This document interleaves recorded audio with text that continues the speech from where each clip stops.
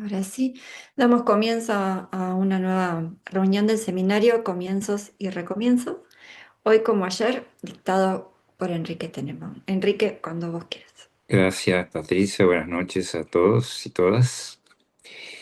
En la convocatoria, la reunión de hoy, el recordatorio, había puesto una imagen de esa película Jurassic Park, que seguramente todos la han visto.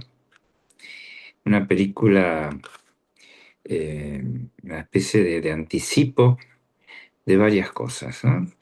En principio, un anticipo del delirio genético de ir contra la evolución natural, ¿no? El delirio genético del poshumanismo. Porque en la película a partir de células germinales se reproducen los dinosaurios que estuvieron, ¿no? Que desaparecieron de la Tierra hace millones de años. La idea del poshumanismo es un poco esa, ¿no? Es decir, ir contra la evolución natural y por ahí recrear a partir de transformaciones genéticas organismos quizás no tan impresionantes como los dinosaurios, pero la idea es esa, ¿no? Ir contra la evolución. Esa película tenía, digamos, uno la puede tomar como una película de terror, de misterio, pero también es una gran comedia, porque quizás ustedes recuerden algunos detalles son guiños al espectador. El protagonista tiene dos hijas y en cada mesa de luz está el nombre en el dormitorio de una de sus hijas. Una se llama Flora y la otra se llama Fauna. Si la hicieran ahora, tendrían que ser trillizas, Flora, Fauna y Funga. Tendría que ser ahora que ya tenemos otro reino en la naturaleza. Bueno, pero el punto era el chiste sobre los dinosaurios. Este, el espejo retrovisor de la camioneta que decía, los objetos en el espejo están más cerca de lo que parece, ¿no? Se ven los dinosaurios como si fueran pequeños o alejados, ¿no? Están más cerca o son más grandes de lo que parece. ¿Cuál es la necesidad de alejarse? No es la necesidad de que el espejo aleje. Seguramente se aleja para apreciar mejor, porque si no los alejara, el ancho de campo, la anchura de campo del espejo permitiría ver mucho menos espacio.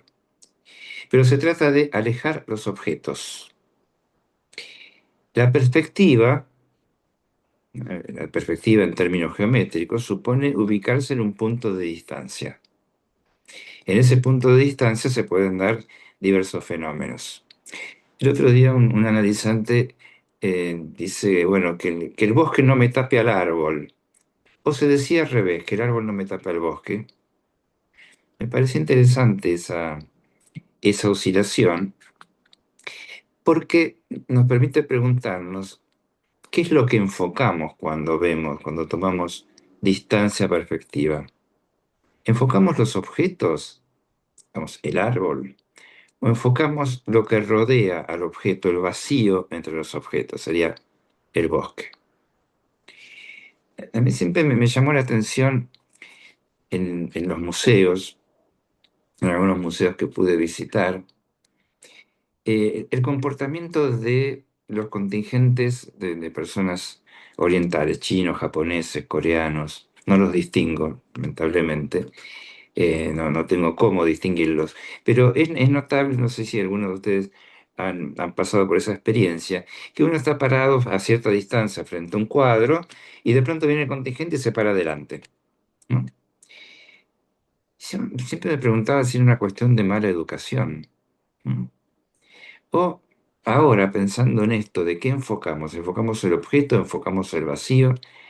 Quizás para esos países, los habitantes de esos países orientales que tienen millones de habitantes en las ciudades, no en una, sino en todas, y que están como muy cercanos todos unos de ellos, el vacío debe ser una cuestión extraña para ellos. El vacío es un lugar que se ocupa. Quizás no reparan en los objetos que están ¿no? Que están entre el vacío y el cuadro. Los objetos que están entre el vacío y el cuadro somos o éramos los, los que mirábamos el cuadro. Hay como una pregunta que se me arma respecto justamente de si donde hacemos foco es en el objeto o en el vacío. Freud se ocupó por instalar la idea de la falta del objeto de satisfacción para la pulsión. No hay objeto de satisfacción para la pulsión. Decía Freud, el objeto es lo más contingente, a diferencia del objeto del instinto. De modo tal que ese objeto falta. No es que no lo hay, podríamos decir desde la perspectiva simbólica, no es que no hay, sino que falta. La distinción entre real, no hay o no hay, y simbólico, falta. Ahora, la realidad efectiva está repleta de objetos. Claro, pero esa cantidad de objetos tal vez no participan de los objetos de la realidad fantasiada, de la realidad psíquica, ¿no? Realidad psíquica que está hecho del recuerdo o de la alucinación de objetos sumergidos en el pasado o en el olvido, ¿no? Lo que configura la realidad. Freud distingue la Wirklichkeit, la realidad efectiva, repleta de objetos, y la realidad psíquica, donde no hay objeto que satisfaga la pulsión.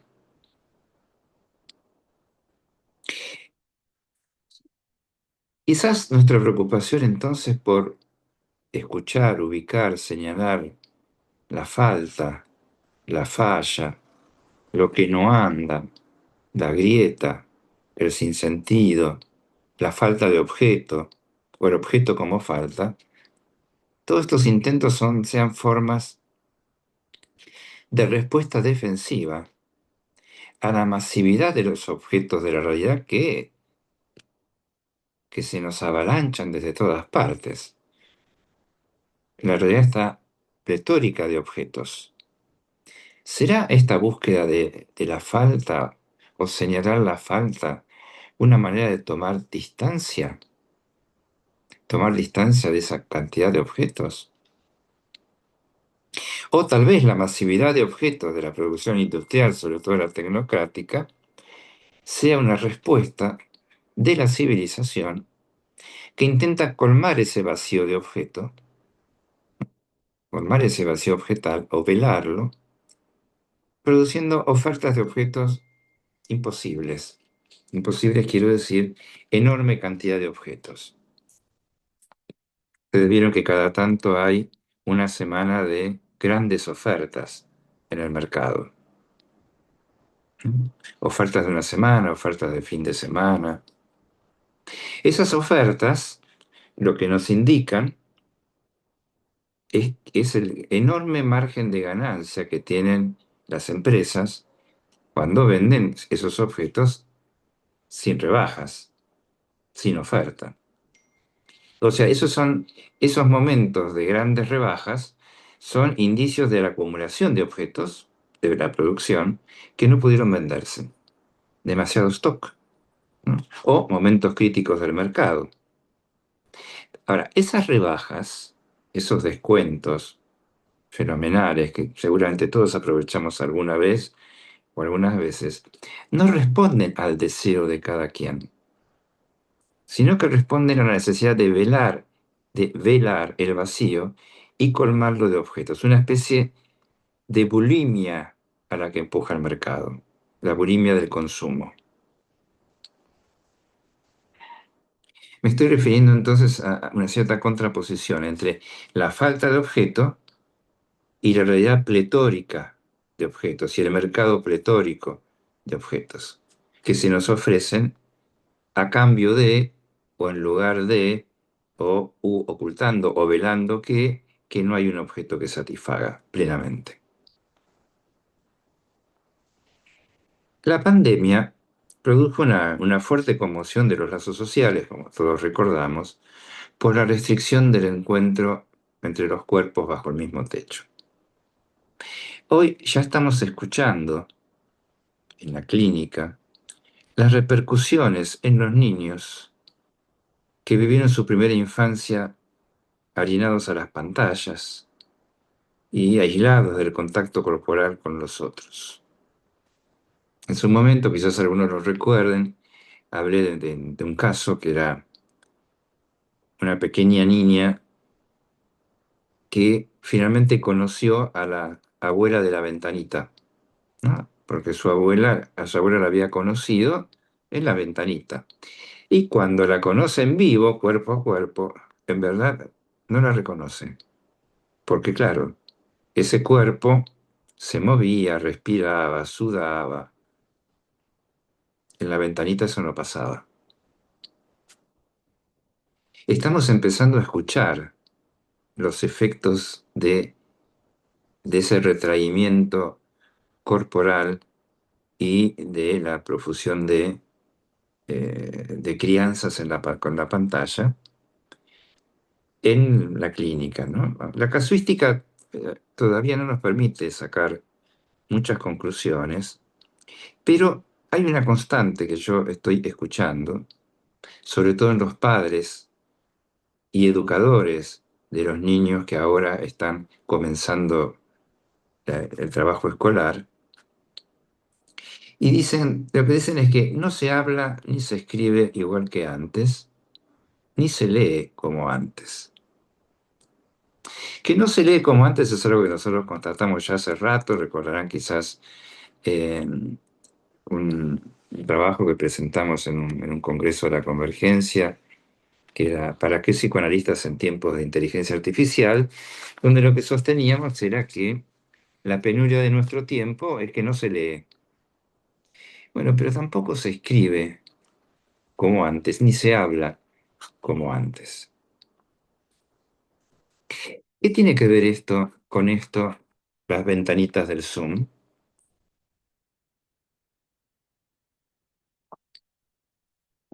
Los espejos retrovisores dicen los objetos están más cerca de lo que parece.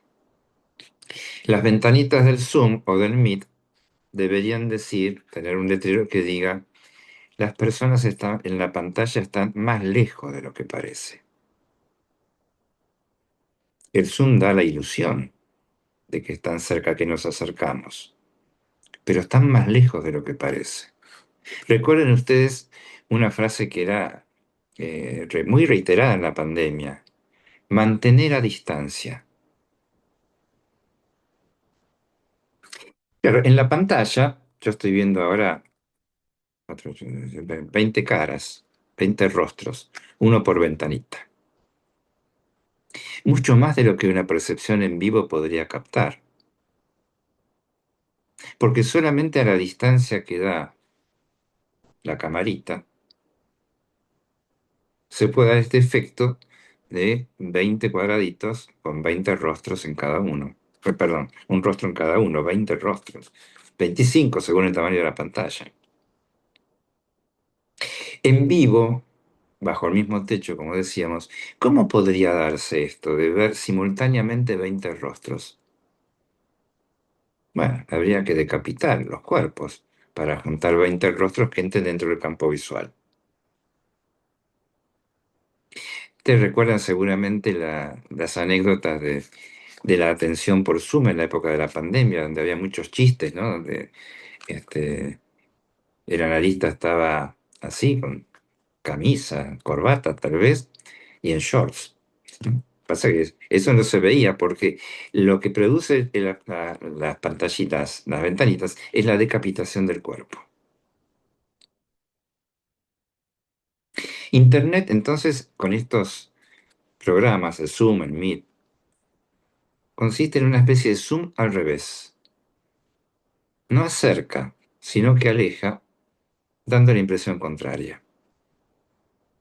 Además, produce una separación inquietante entre la imagen de los otros y la voz supuestamente por ellos emitida.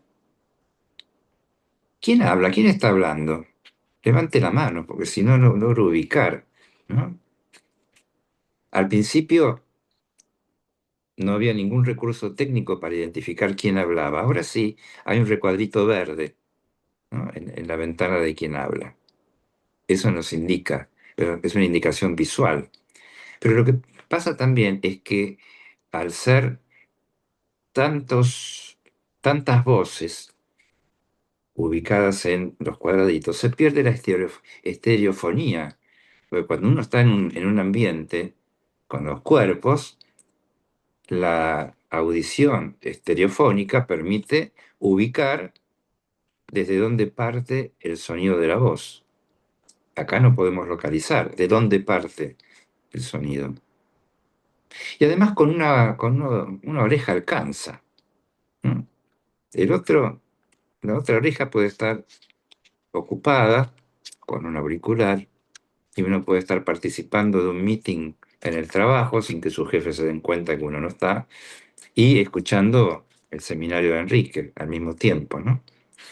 El otro día una paciente que vive en otro país me dice, mira, te llamo mientras camino, así hago terapia y gimnasia al mismo tiempo, decía, ¿no? Se inaugura así el psicoanálisis multitasking, varias tareas a la vez. Bueno, esta es una fragmentación que estamos indudablemente notando. No solo la fragmentación del espejo, la fragmentación de la pantalla en pequeñas ventanitas con rostro, sino también la fragmentación que implica no estar allí en vivo, en presencia, y poder estar en varias cosas a la vez. Las redes fomentan el anonimato, ¿no? Uno puede estar en la red, puede estar en este Zoom, por ejemplo, y la identidad el nombre de usuario, la identidad del usuario puede ser el nombre del smartphone con el que se conectan. Por ejemplo, iPhone 4 salió, así que estaba iPhone 4 mira vos. Y además aparece una máscara lisa como rostro del usuario. La voz también está sustraída muchas veces cuando se utiliza el chat, porque hay quienes no hablan, sino que escriben.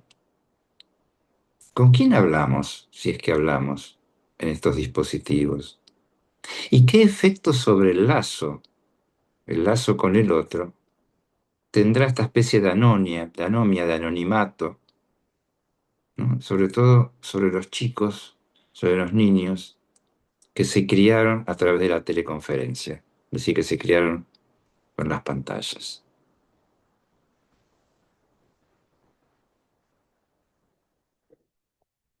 Volvamos a los principios de la estructuración de la imagen corporal. La unificación, la imagen corporal, es condición necesaria para la construcción de un yo que funciona de modo sintético. Repasando lo del estadio del espejo, ¿no?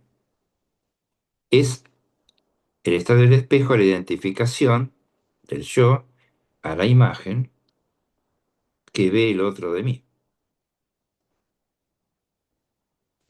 Para que eso se produzca, para que se precipite esa identificación, se tienen que dar varios elementos a la vez. Entre ellos, la voz y la mirada del otro, el espacio real en el que aparece un elemento singular, que es el espejo, que introduce el espacio virtual, y el deseo de sostener ese escenario. Es una operación muy compleja. Es milagroso que en general resulte bien. Llevarla a cabo es un logro del trabajo infantil, ¿no? Es un gran trabajo poder encontrarse con, ese soy yo. Eso se logra en general si quienes operan como padres se ocupan de la tarea, si no arrojan a sus hijos a criarse con la niñera electrónica,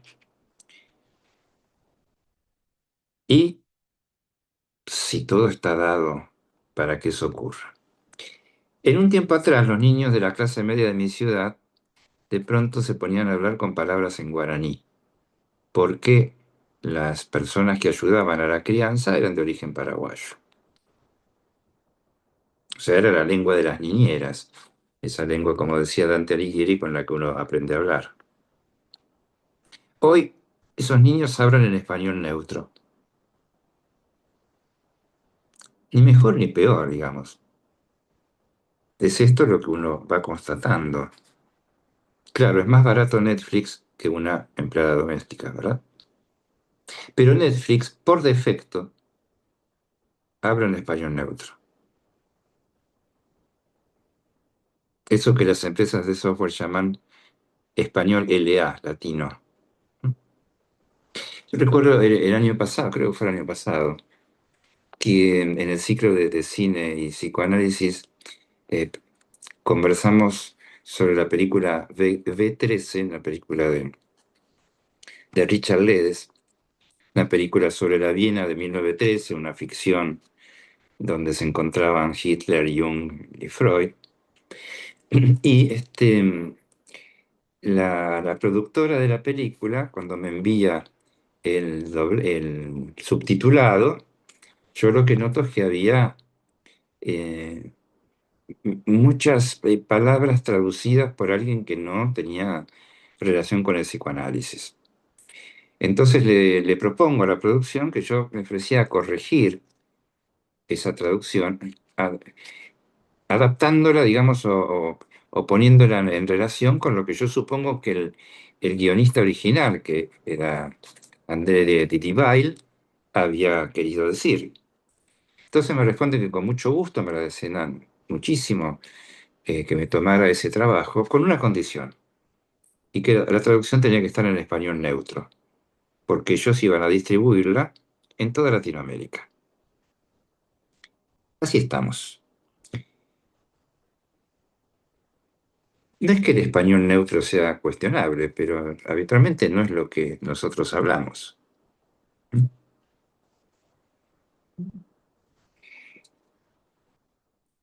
Ahora, el- hay déficit.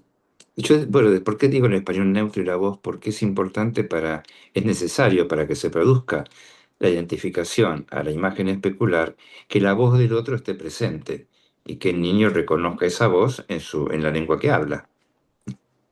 Ese eres tú, no es lo mismo que ese sos vos. Para nosotros, que hablamos de vos,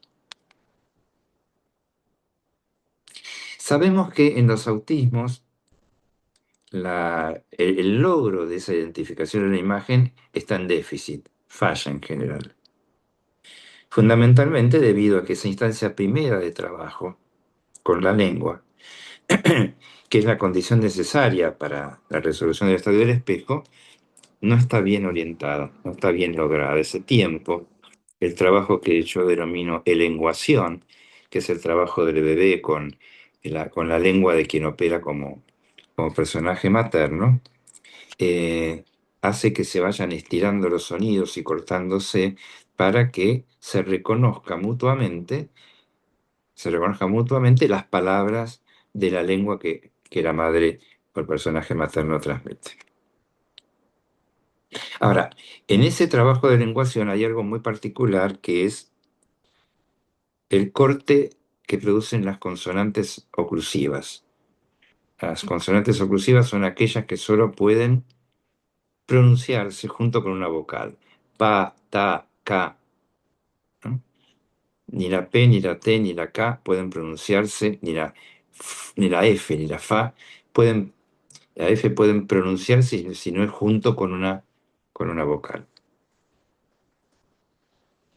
Y esa dificultad para la implantación del significante en el cuerpo, la implantación de las consonantes oclusivas, parece solidaria, esta dificultad, del rechazo forclusivo, ¿no? Del encuentro entre la imagen real y la imagen virtual. Es decir, hay una... ¿Por qué digo rechazo forclusivo? Porque hay una especie de engaño al que se somete el niño cuando confunde, podríamos decir, o identifica, por la identificación es un engaño en definitiva, el espacio virtual con el espacio real. Ese soy yo, indica que el yo no está en él, sino allí, detrás del espejo. Cuando falla esto, en los autismos sobre todo, la imagen en el espejo no opera como mirada, porque esto es de lo que se trata, ¿no? La mirada del otro está en el espejo. El espejo refleja que yo veo mi imagen, pero el espejo refleja la mirada del otro. Es el otro que me ve allí.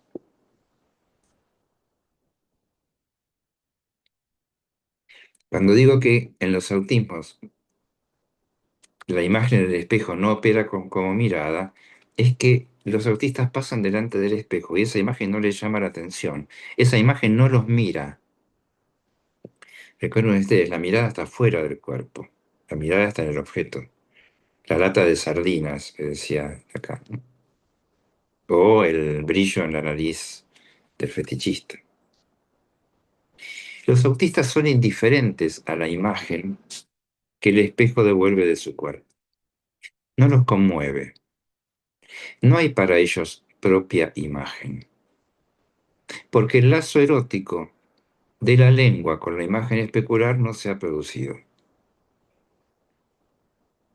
No es que no vean, ¿no? No es que no vean esa imagen, sino que no se produce el lazo entre esa imagen y el cuerpo del otro, el cuerpo como el de la abuela de la ventanita, un cuerpo respirante, latiente, deseante. Les ha faltado la condición deseante y enlazante del ese sos vos.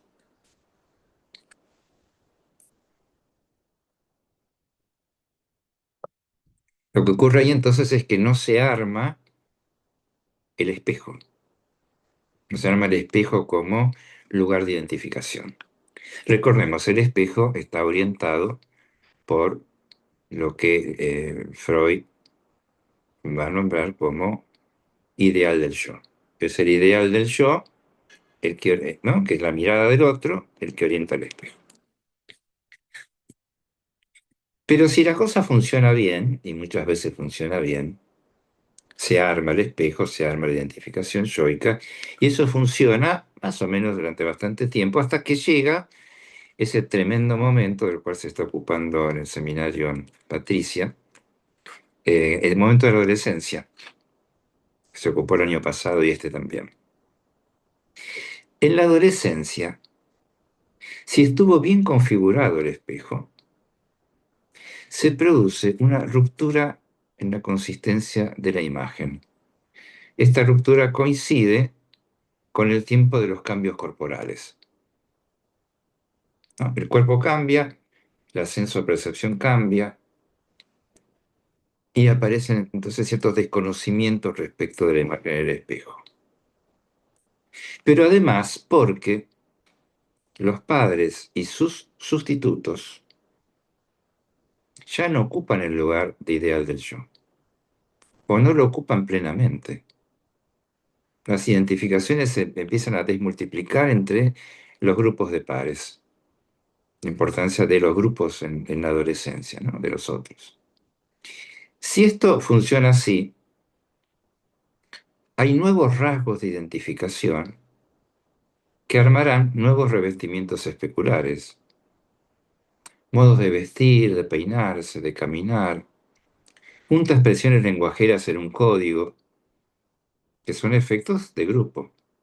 Las identificaciones pasan del ideal del yo, ubicado en los padres o en la familia o en los sustitutos, a el grupo de pares. Esto en general horroriza a padres y educadores. Es una fragmentación parcial del espejo. No abarca todo el espejo. Son algunos fragmentos que se separan del resto.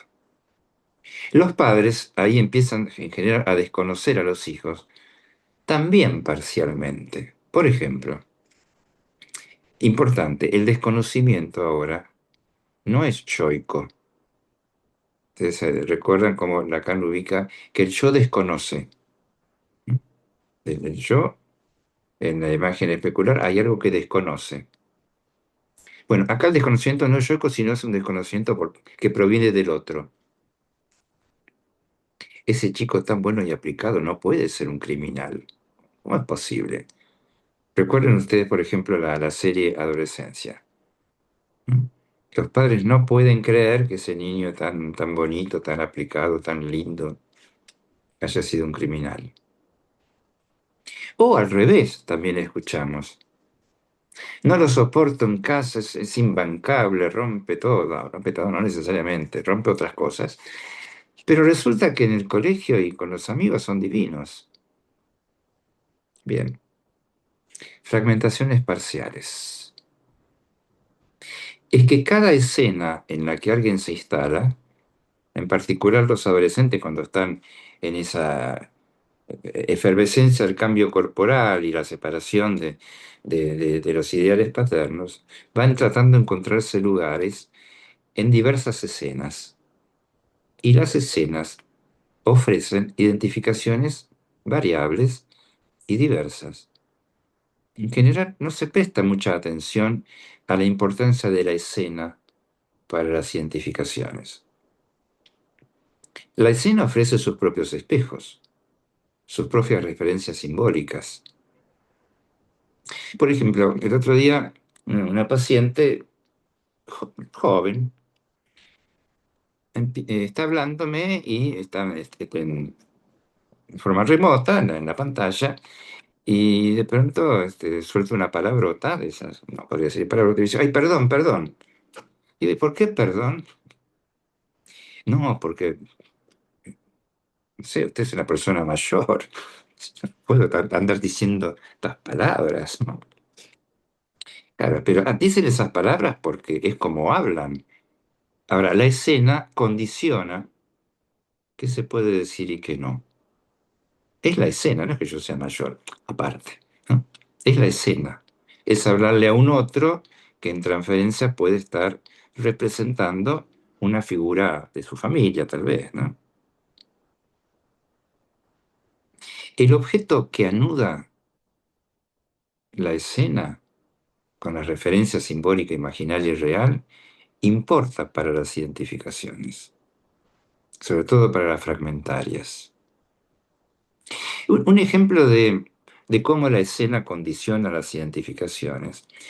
Eh, yo la tomo mucho porque la recuerdo desde hace más de 10 años, en 2013, cuando Jorge Bergoglio es ungido como papa.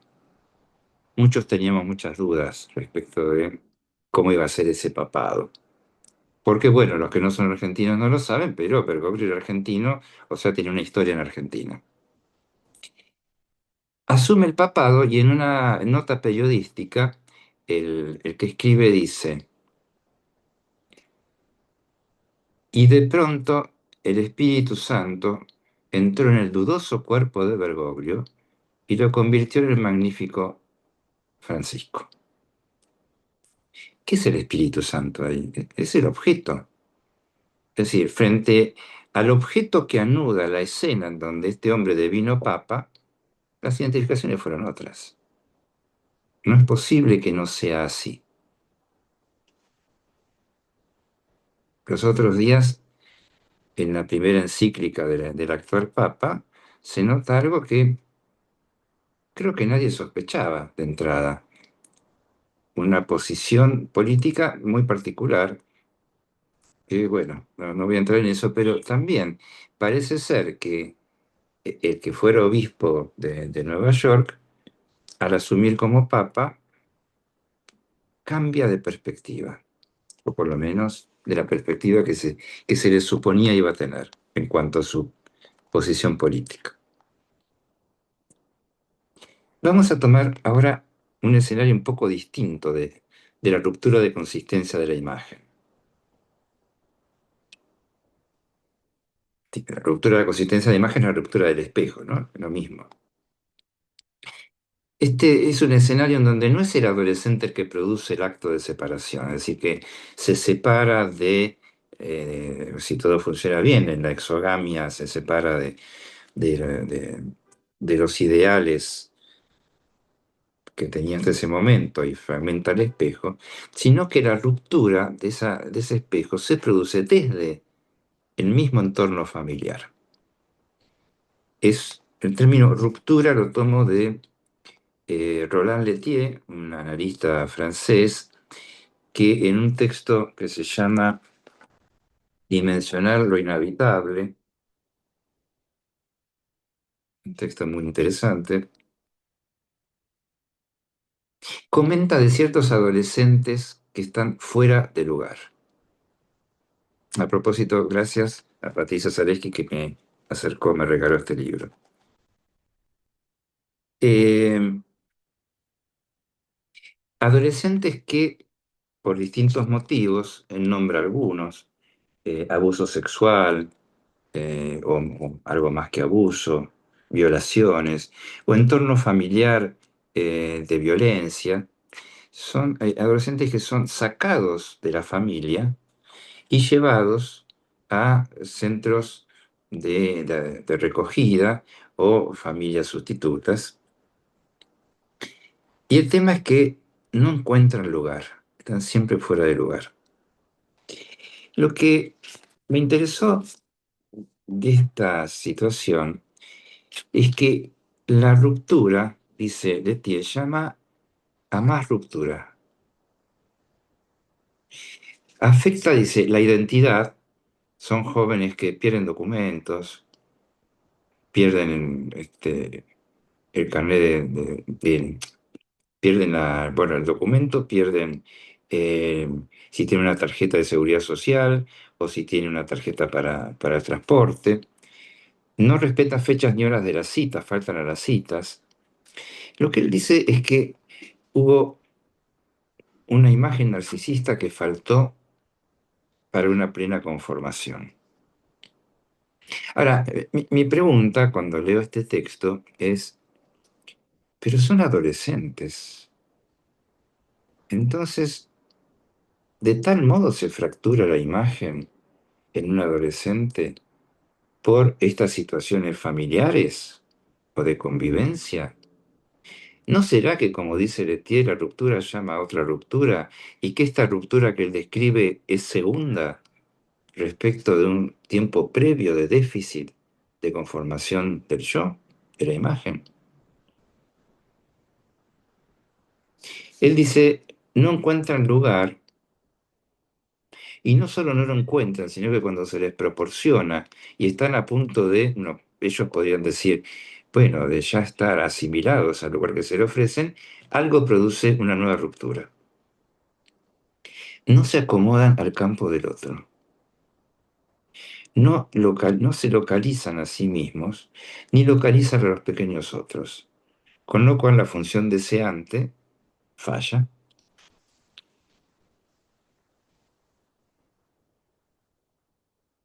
Me interesa este ejemplo, estos ejemplos que él toma, o sea, de chicos jovencitos que tienen dificultades para hablar, dificultades para escribir, dificultades para leer, dificultades para el lazo social, que arruinan, podríamos decir, todo lo que se les ofrece para que, entre comillas, estén mejor.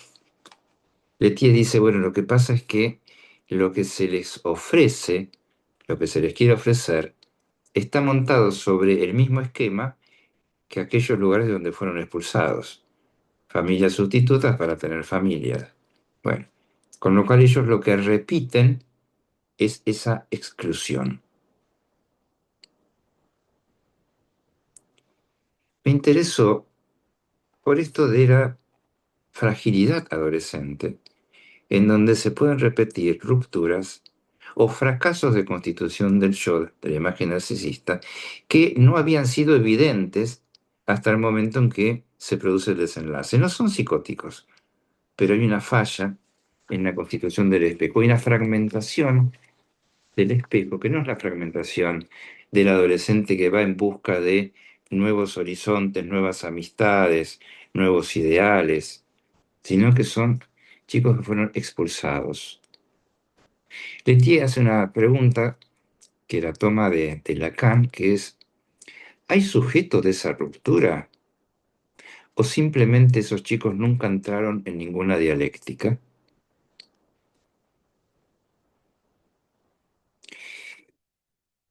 Bien, si la ruptura de lazos inestables, porque podríamos decir, esos lazos que habían logrado una aparente buena precipitación de la identificación a la imagen corporal y una buena instalación en los códigos de la familia, sigo pensando en la serie adolescente. Sin embargo, parece que fueron lazos inestables o insuficientes que llevan ahora a esa deambulación donde el adolescente no encuentra un lugar. ¿Será que aquellos adolescentes nunca entraron del todo en la dialéctica de la relación entre la voz, el espejo y el amor? La fragmentación del espejo como política de Estado a escala global es algo que venimos sosteniendo en TRICE desde hace algunos años, ¿no? Cuando también en un congreso de convergencia presentamos eh, malestar en la cultura, autismo en la sociedad. El autismo en la sociedad no puede entenderse como efecto del malestar en la cultura. Esa era esta tesis, ¿no? Pero entonces la fragmentación del espejo es una política de Estado a nivel global, lo digo hoy. ¿Por qué? Porque hay una privación sincrónica del cuerpo, del otro, de la palabra que surge de ese cuerpo y de la dimensión erótica amorosa. Digo, privación sincrónica del cuerpo real del otro, no nos encontramos bajo el mismo techo.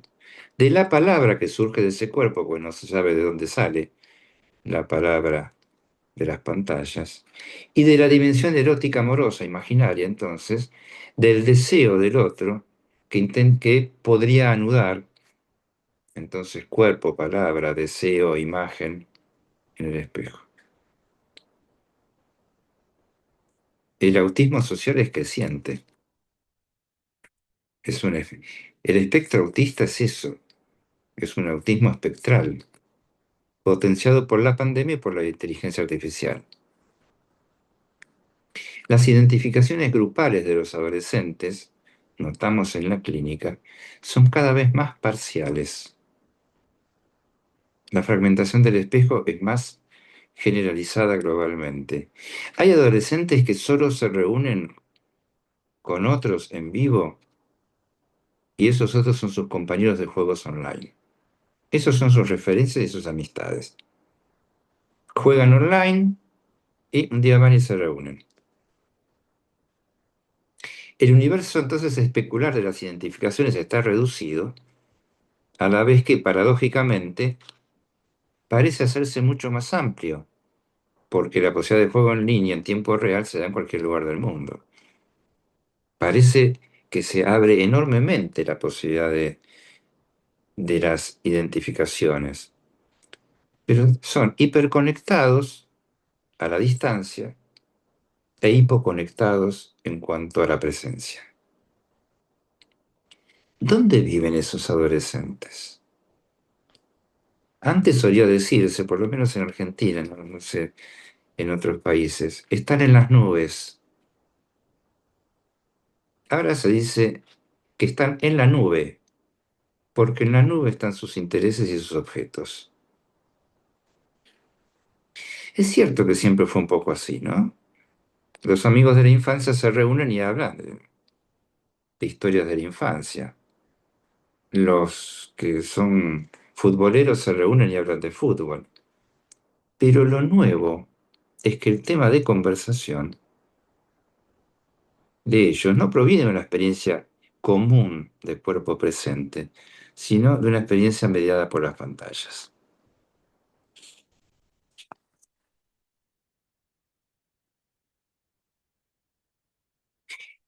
La fragmentación del espejo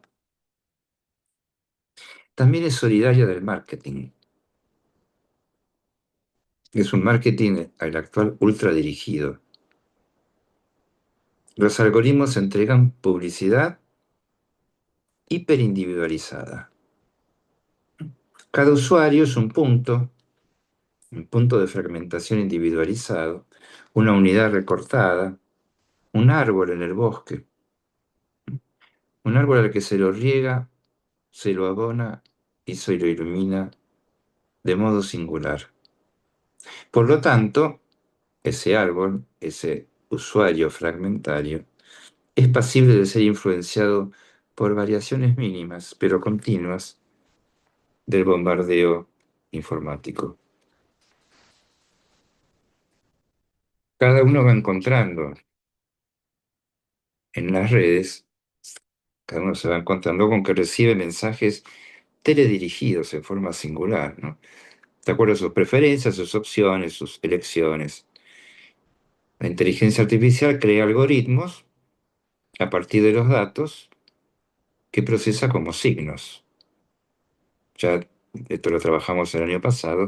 La inteligencia artificial no toma los datos como significantes, sino como signos. Si buscó pizza, quiere pizza. Y la inteligencia artificial entonces colecciona, organiza, califica esos datos y produce ofertas. Y te aclaran. La oferta se hace en base a tus recientes elecciones. En base a tus recientes elecciones te sugerimos. O bien, quienes compraron X también compraron Y. Esa pretendida idea de que uno puede identificarse a la elección del otro, como si fuera el internado de señoritas del que hablaba Freud, es decir, la identificación al deseo y no al objeto, oculta que en verdad lo que tratan esos mensajes no es de producir una comunidad de gente interesada en lo mismo, sino una singularidad de goce, orientado y estimulado por el algoritmo. Esto que había adelantado Lacan en el 72 con el discurso del capitalista, ¿no? El empuje al goce. Así, cada quien recibe en su propio teléfono, en su propia computadora, una oferta absolutamente recortada. De ahí que yo utilicé en la convocatoria para hoy el término precisión quirúrgica, donde el otro parece saber exactamente cuál es mi objeto de goce, o define ese objeto de goce a partir de mis elecciones, y me ofrece el objeto que es señuelo para mi goce. No le puedo decir que no. Son objetos todos, si logran encontrarse con eso, son objetos de obsolescencia programada. No son objetos para siempre. Duran lo que dura el objeto en el mercado. Y en esa ventanita cada vez más estrecha, en ese fragmento de espejo en el que me miro en la pantalla, donde no cabe ninguna otra mirada, me realizo mi máxima alienación, creyendo que estoy actuando mi máxima capacidad de elección. ¿Mm? Empresario de sí mismo, reza el filósofo de moda Byung-Chul Han, ¿no? Es un nuevo modo de considerar el fetichismo de la mercancía. ¿Se acuerdan? Para Marx, el fetichismo de la mercancía era el fenómeno por el cual en la sociedad capitalista las relaciones sociales entre las personas, productores, trabajadores, consumidores, se disfrazan y ocultan bajo la apariencia de relaciones entre las cosas. ¿Mm?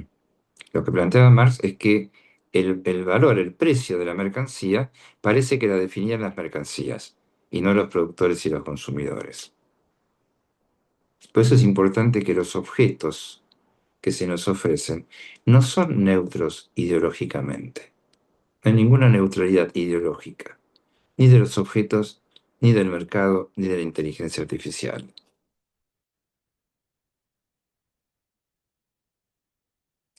La,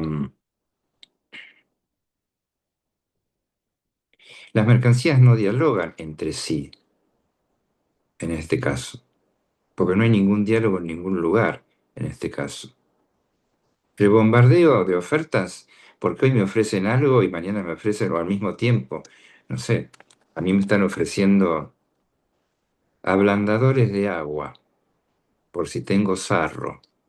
Y entonces si cliqueo y veo a ver cuál es la oferta, inmediatamente van a aparecer otras marcas de ablandadores. ¿Y yo qué tengo que hacer? Digo, claro, necesito uno, voy a elegir el que más me conviene, pero no dialogan entre ellos los objetos.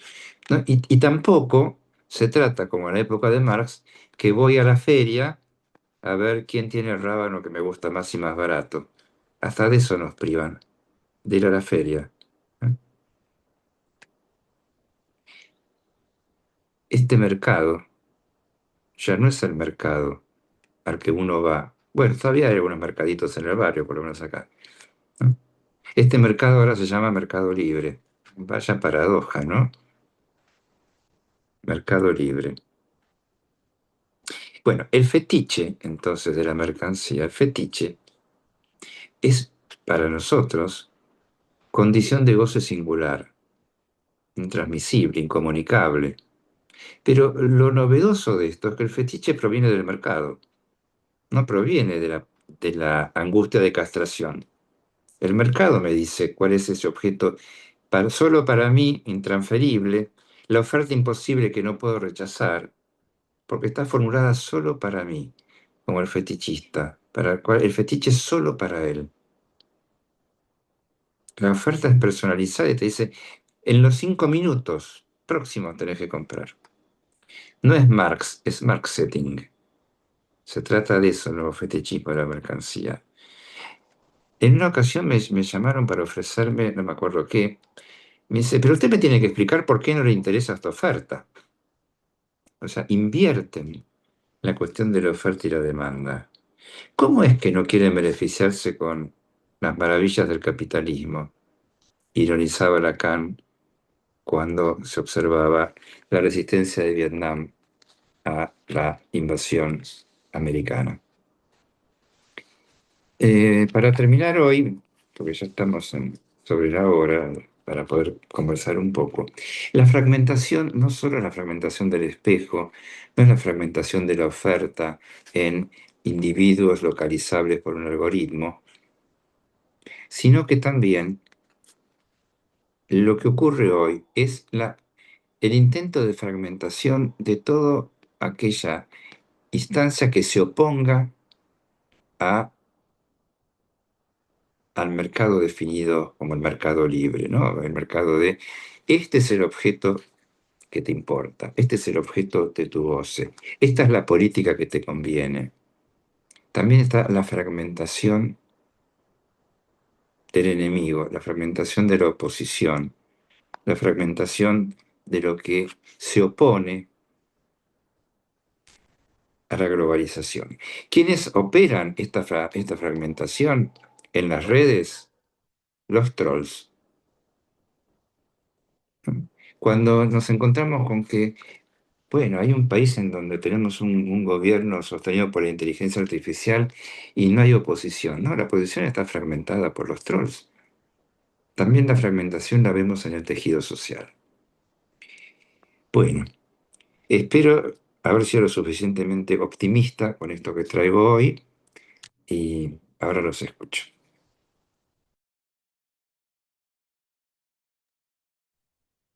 Bueno, Enrique, muchas gracias. Tengo la conexión a internet medio rara, cualquier cosa. Bueno, me dicen.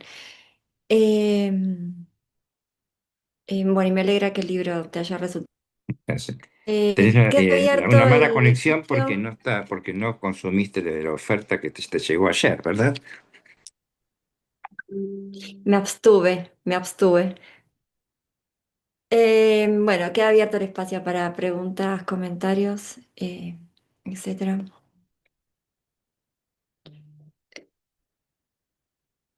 Los veo despacito, como... Ah, sí, no.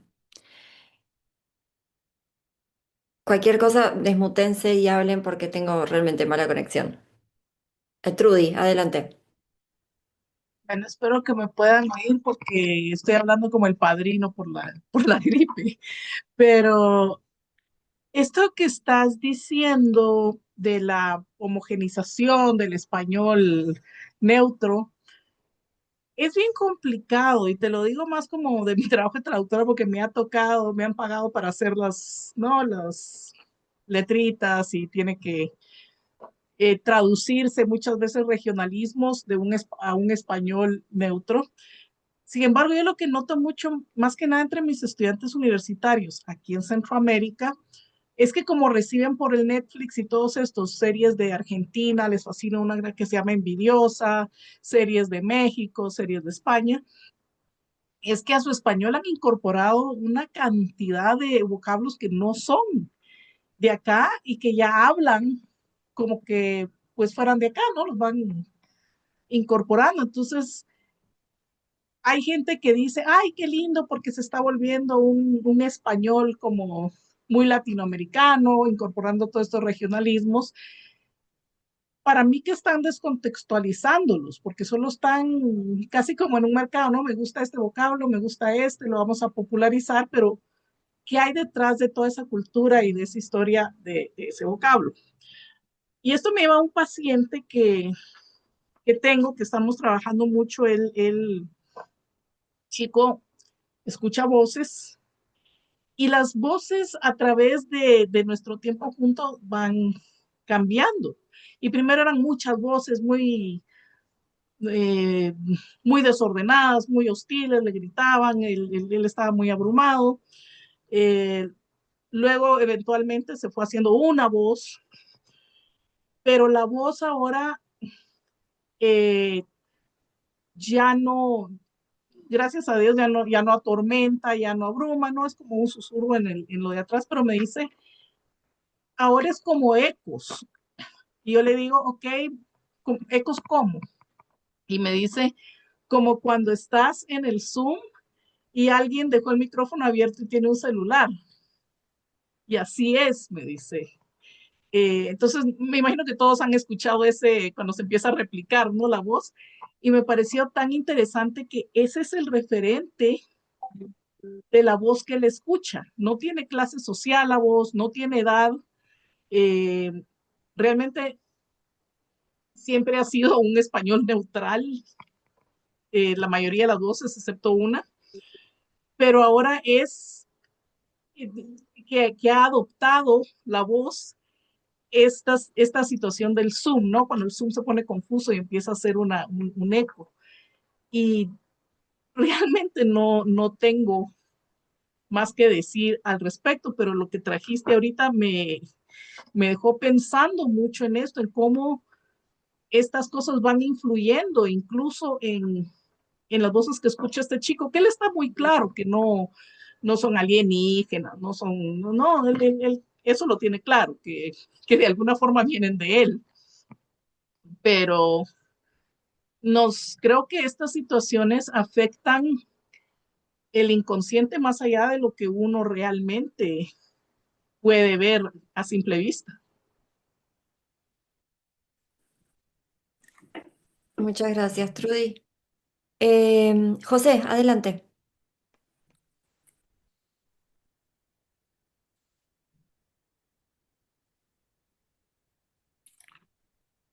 Sí, quería comentar en relación a un fenómeno y en relación al tema de las pantallas y y el aplanamiento de la experiencia sensorial y cómo para muchos chicos muy imbuidos en el tema de lo imaginario por las pantallas, cuando salen o se enfrentan al mundo exterior, que son las pantallas, eso causa mucha ansiedad e incertidumbre porque no saben cómo orientarse o cómo ubicarse en ese espacio abierto, ese espacio no bidimensional y es algo que causa inquietud.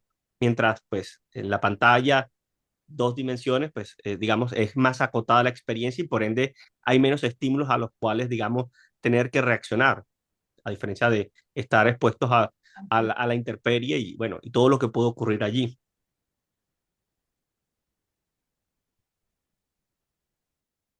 Gracias, José.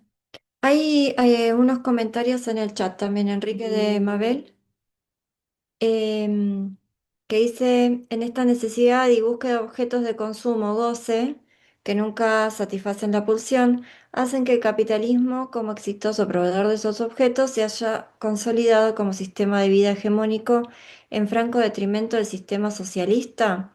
¿Se podría decir que las identificaciones poseen siempre un carácter fragmentario en tanto están vinculadas a las escenas?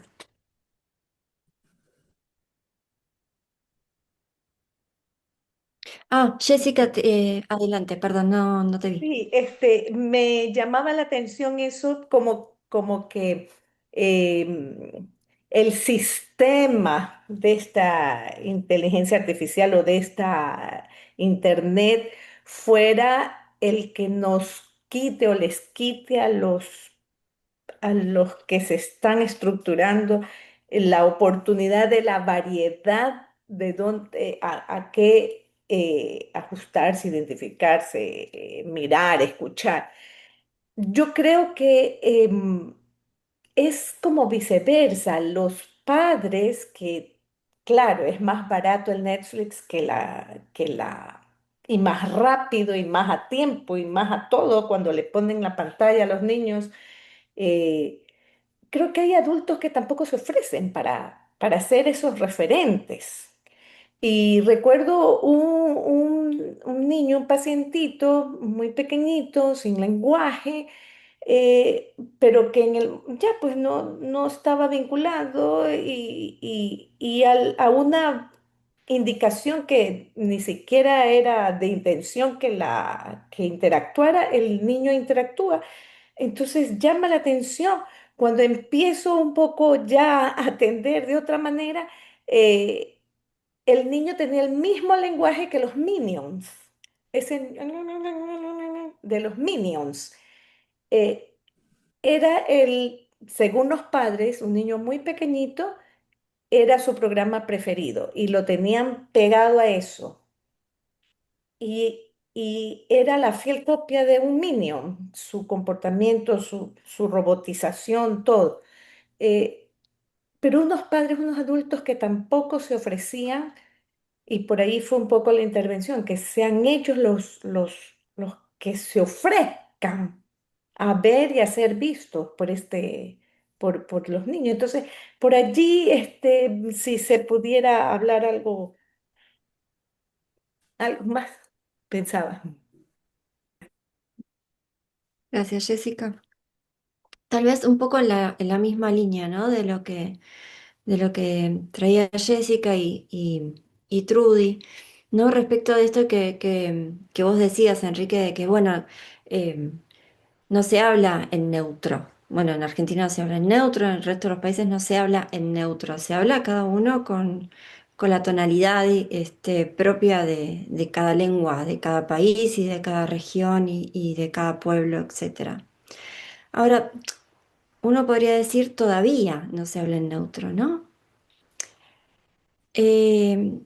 Justamente por esta cuestión que vos traías, que me parece muy importante, porque, bueno, Netflix, y me parece que en esto viene en línea con lo que traía Jessica recién, es más barato que, por ejemplo, una empleada que sea niñera, o muchas veces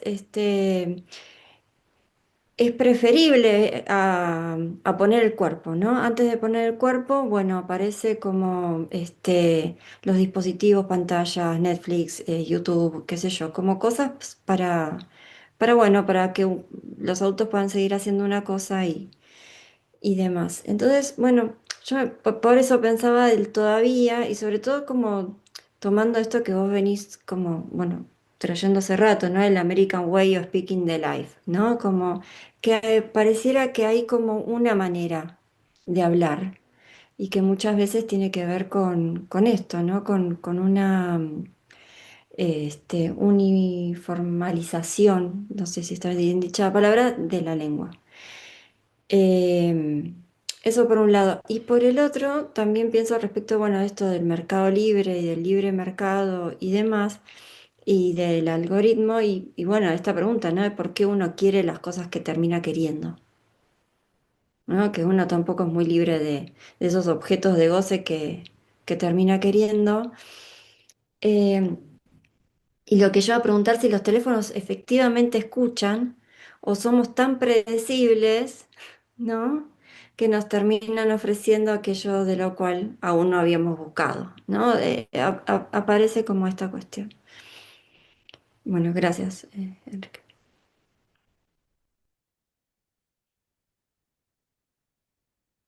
Adri, dale, adelante. Bueno, Adri, gracias sí, por dale, las... dale. Ah, Adrián, dale. Adrián, sí. Mm, una cosa cortita, una pregunta. Eh, Hay una pregunta que vos planteaste citando a Letier que me pareció inquietante, dentro de todo el panorama inquietante, ¿no? De todo lo que presentaste, que es referido a estos jóvenes desalojados de todo, si hay sujeto para esa ruptura. Y me parece inquietante porque lo que entiendo, lo que no sé cómo lo plantea el autor, pero lo que se pone en juego ahí, si hay sujeto o no, es si es posible seguir leyendo, que es la otra pregunta inquietante que vos traes, Enrique. Y me preguntaba si el desglose que vos hacés de las vicisitudes del espejo no es un modo de responder a esa pregunta y restituir en esos accidentes justamente un sujeto, sus vicisitudes y la posibilidad de lectura, ¿no? Eso nomás. Bueno, gracias a todos por las intervenciones. Voy a empezar por eh, escuchar voces como ecos, como en el Zoom, ¿no? Cuando acopla. Me parece que es un ejemplo muy interesante respecto que la alucinación auditiva es objetal, no necesariamente significante, ¿no? Es el objeto eco el que retorna. Eh, Ahora, veamos, hay muchas cosas que plantearon. En principio, Mabel, sí, toda identificación es fragmentaria, pero esas, hay identificaciones fragmentarias, como la del rasgo unario, que lo que hacen es organizar una imagen completa. Es decir, hay identificaciones fragmentarias que organizan una imagen consistente. Acá estamos hablando de cuando se fragmenta la imagen. ¿Qué pasa con las identificaciones cuando se fragmenta la imagen? La variedad de rasgos de identificación, como decía Jessica, eh, hay como una gran paradoja, porque pareciera que con toda la oferta multicultural que hay en los programas televisivos, en las computadoras, en los juegos, en las apps, parece que hay enorme variedad de identificaciones. Pero ¿es eso lo que configura el yo? Porque esto que decía Jessica, bueno, ¿qué ofrecen los padres como universo de identificaciones posibles para la constitución del yo? Es algo que implica el deseo y también la elección de los padres, que aunque a veces digan que no quieren elegir, siempre están eligiendo frente a qué imagen colocan al niño. En cambio, cuando se lo coloca frente al televisor, es el televisor el que decide, digamos, es el otro el que decide. No es no son los padres que van al lugar del otro, al sitio del otro, sino es estrictamente ese otro tecnológico. Eh, Patricia, no se habla en neutro todavía. Bueno, este, acá hay un asunto que es si en algún momento habrá o no una lengua materna como español neutro. Yo tiendo a creer que no, tiendo a creer que los chats, los robots que están creados por la inteligencia artificial, no son criados con el lenguaje neutro, con el español neutro. Por eso es que nadie puede entrar a la lengua eh, hablando con un robot. A lo mejor, bueno, esto cambia con el tiempo, los cambios son tan impresionantemente rápidos que puede ser que en algún momento todos hablemos el español neutro y consideremos que está bien educar a los niños, enseñarles y alienarlos al español neutro, porque entonces van a poder hablar globalmente. Pero no creo que esto ocurra, porque justamente el neutro lo que neutraliza es lo erótico de la lengua, lo erótico que son, como Trude decía, las pequeñas modificaciones de cada lugar. Yo puedo, diga, bueno, vale, maja, pero se entiende que estoy importando algo que no es mío. Los teléfonos se escuchan. Bueno, y sin nuestro consentimiento, efectivamente, los teléfonos no tienen bloqueada la función de escuchar, aunque estén sin comunicar, sin comunicaciones. ¿Mm? Eso es muy impresionante. El WhatsApp no nos pregunta si queremos que transcriban los sonidos, pero si tienen la capacidad de transcribir es porque no digamos que escuchan, pero sí decodifican. Y entonces lo que está en el universo sonoro lo decodifican. Y así estamos, así estamos. José, estos chicos criados en las pantallas, en el espacio bidimensional, ¿cómo se ubican en el tridimensional? Claro, es interesante la pregunta porque la identificación a la imagen del espejo, es decir, de dos dimensiones, requiere de un pasaje por las tres dimensiones y un retorno a la segunda dimensión del espejo, donde ya en el retorno a en la segunda hay una lectura de que eso que se ve en verdad es una proyección de un cuerpo en el espacio de tres. Así que la pregunta es bien pertinente. Y Adrián, sí, la pregunta de Letier es perturbadora. ¿Hay sujeto de esa ruptura? ¿Y se puede seguir leyendo si no hay sujeto? Yo pienso que tu respuesta es muy adecuada, porque nosotros, desde nuestro campo conceptual, teórico y práctico y clínico, siempre suponemos un sujeto. Es nuestra posición de escucha y de lectura. El sujeto supuesto es siempre desde el que escucha. Hay una inversión en Lacan de, en lugar del sujeto supuesto saber. Hasta el seminario del acto, el sujeto supuesto saber era la suposición del analizante sobre el analista. Desde el seminario del acto es la suposición de un sujeto en el analizante, ¿no? Esto cambia, ¿no? Entonces, sí, nuestra posición de escucha es, bueno, ahí suponemos un sujeto. Después, si habrá un organismo que se identifique ese sujeto que nosotros escuchamos, bueno, esa es la apuesta. Por ahí la perdemos, quién sabe, o por ahí la ganamos. Bueno, Eh, una cosita porque Sonia no la había visto y quería decir algo. Bueno, escribió en el chat, que creo que también está con... Hoy estamos todos con, me parece, con mala conexión. Sí, la conexión ha estado enloquecida hoy, pero bueno. las bandas delictivas, sí, claro. Eh, sobre, Sí, Sonia, no es Uy, buena la conexión tuya, no te escuchamos, pero decías que te quedabas pensando en la fragmentación en la adolescencia, que no logra ese lugar nuevo. Pensás en los adolescentes en el mundo de las bandas delictivas. Sí, sí, trabajo, indudablemente. Enrique, que me deja también en el proceso de identificar lo que escribiendo. No sé, yo no pude escuchar a Sonia porque se entrecortaba mucho. Pero bueno, la idea se va a seguir entrecortando, es pensar esta idea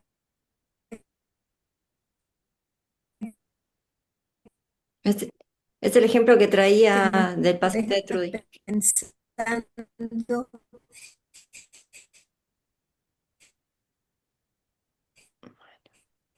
esta fragmentación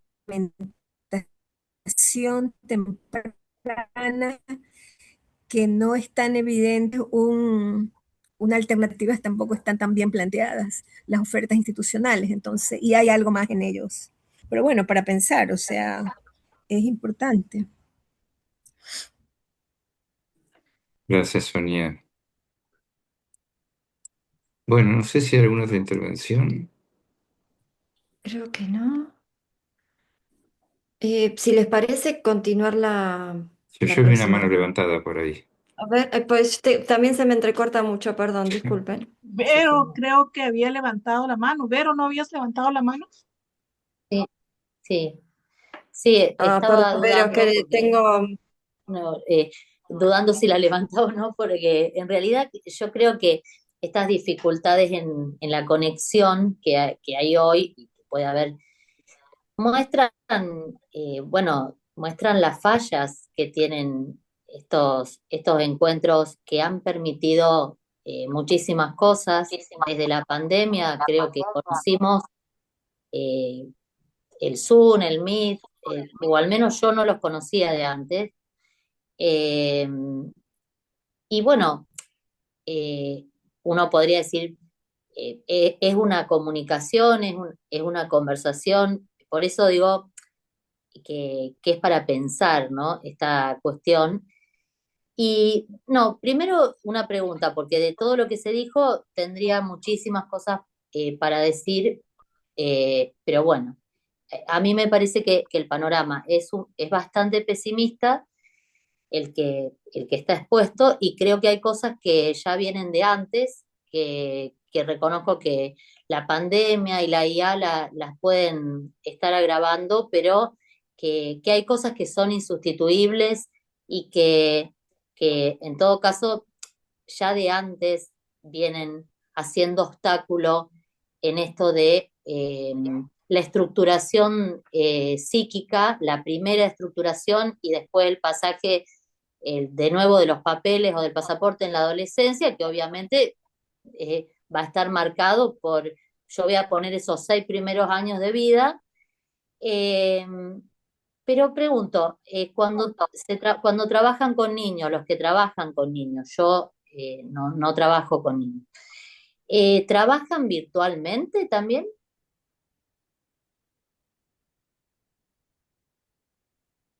Es una pregunta.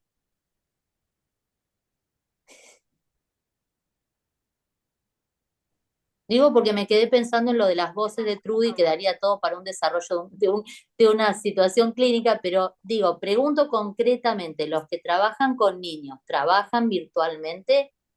Pero yo no trabajo con niños, pero tengo muchas colegas aquí que sí, y me dicen que con niños virtualmente es terriblemente difícil, pero con adolescentes sí trabajan virtualmente.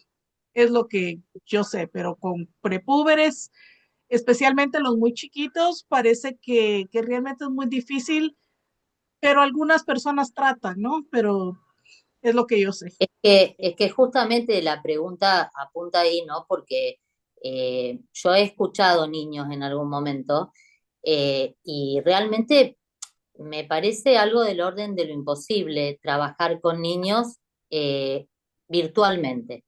O al menos hasta te diría que no me parece ético trabajar con niños, bueno, y prepúberes, no sé qué sería cuál sería qué se engloba en eso, o adolescentes, también habría que pensar que uno puede escuchar a alguien que sea un adulto, supuestamente que tenga 20 años y que esté en un modo adolescente todavía, ¿no? Me parece que los tiempos, tenemos que acordarnos de los tiempos lógicos, pero nada, hacía esta pregunta porque la verdad que sería una preocupación si alguien piensa que trabaja desde el psicoanálisis con niños virtualmente. O sea, Yo no trabajo con niños, pero la posición que considero que puede ser favorable para responder a esto es que el trabajo en forma remota supone que esté más o menos bien articulada la identificación al espejo y saber que, bueno, estamos hablando en forma remota, pero porque en algún momento pudimos hablar en forma presencial y podemos volver a hacerlo y que hay una diferencia. Y que la diferencia entre el espacio real y el espacio virtual está más o menos asimilada por cada uno. Y en los niños esto no está. Entonces, como en los niños esto no está, coincido en que no creo que sea conveniente trabajar con niños en forma remota. Bueno, bueno. ¿Les parece que por hoy Bueno, muy bien. llegamos a este punto? Bueno, la próxima reunión, que va a ser la última reunión de este seminario, no va a ser en 15 días porque en Argentina es feriado. Así que va a ser, si la directora de TIES está de acuerdo, el quinto lunes de mayo, perdón, de junio, Perfecto. el 29. Quinto lunes de junio. Se ¿Sí? mandará todo por mail. Sí, perfecto. Perfecto. Bueno, muy bien. Hasta entonces. Chau. Bueno, perdón por las fallas de conexión. Nos vemos la próxima. Estuvo bien. Nada, gracias. Hasta Chao. la próxima. La próxima. Gracias. Nos vemos. Hasta Chao, luego. chao.